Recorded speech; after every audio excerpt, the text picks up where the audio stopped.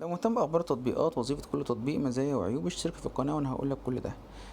تطبيق عداد السرعة جي بي اس سبيدوميتر، تطبيق محمله مليون شخص. ممكن تستخدمه في ايه؟ لو انت راكب مع ابنك العربية بتاعته، او انت عايز تركب العربية مع سواق وعايز تنام، ممكن تشغل جي بي اس او التطبيق دوت عشان يقولك سرعة السرعة المحددة او المقررة قد ايه. انت ممكن تحدد السرعة على 100 كيلو او 120 كيلو.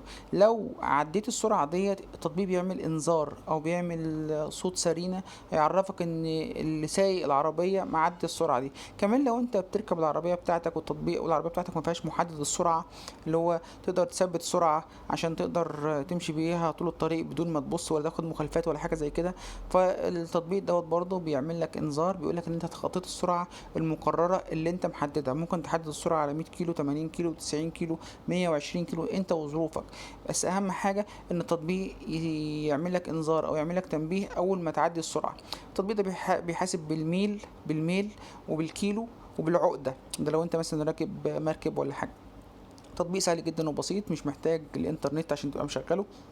كل اللي محتاج للتطبيق ان عشان تشتغل معاه ان انت تشغل الجي بي اس للتطبيق، وتطبيق يقول لك لو انت كتبت كمان المكان بتاعك انت رايح فين، يقول لك انت ممكن توصل في خلال قد ايه من الوقت، او متبقي وقت قد ايه عشان توصل للمكان اللي انت عايز تروحه. لو ما كنتش عارف تطبيق قبل كده وعرفته من خلالي، شير ولايك وسبسكرايب. لينك تطبيق سيبولك في الديسكربشن.